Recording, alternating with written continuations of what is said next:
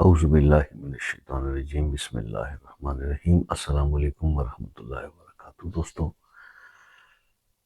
کاروبار، رزق، اولاد، نوکری، ہر قسم کی بندش کا توڑ اس وظیفے سے ممکن ہے۔ ایک ایسا وظیفہ جو ہے وہ میں آج آپ کی خدمت میں پیش کر رہا ہوں، جو میرے دوست اس بات کے گمان میں گرفتار ہیں کہ ان کے تمام معاملات کسی بندش کا شکار ہیں۔ تو ان دوستوں کے لیے یہ خاص طور پہ وظیفہ جو ہے میں پیش کر رہا ہوں، اسے نوٹ کر لیجئے۔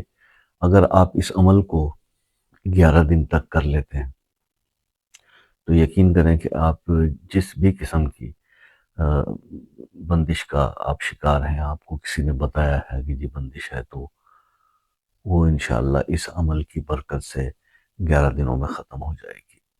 عمل کیا ہے؟ عمل بہت خوبصورت ہے، ایک سورہ یاسین کی ایک آیت، اور میری بڑی پسندیدہ آیت، جس میں اللہ پاک نے جو ہے رحمتوں کا نزول کرنے کا ایک وعدہ کیا، اور وہ آیت ہے سلام قولا من رب رحیم۔ تو یہ وہ آیت ہے جس کا آپ نے عمل کرنا ہے۔ اب اس کو کرنا کس طرح سے ہے، اس کے اوپر تھوڑی سی بات کر لیتے ہیں۔ آپ نے عشاء کی نماز پڑھنے کے بعد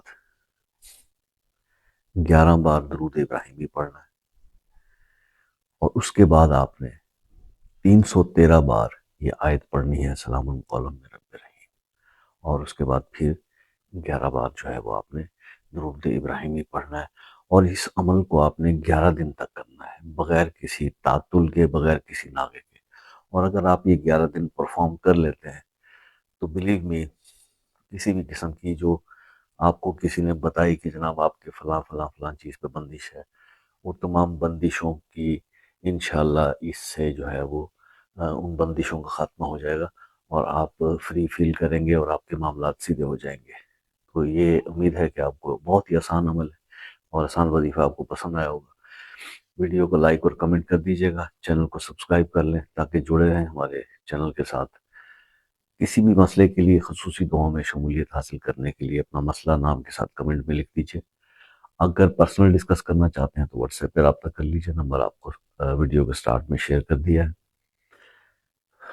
اور میں ریکویسٹ یہ کرتا ہوتا ہوں کہ پاکستان کے جو دوست ہیں وہ پلیز عصر سے مغرب کے درمیان کال یا ایس ایم ایس کیا کریں واٹس ایپ پہ، اور جو میرے دوست یو کے، کینیڈا اور یو ایس اے سے ہیں اور دوسرے ممالک سے ہیں، جو جہاں ٹائم کا تھوڑا سا ڈیفرنس پیدا ہو جاتا ہے، تو ان کے لیے ریکویسٹ یہ ہے کہ کائنڈلی کال کرنے سے پہلے وقت لے لیں۔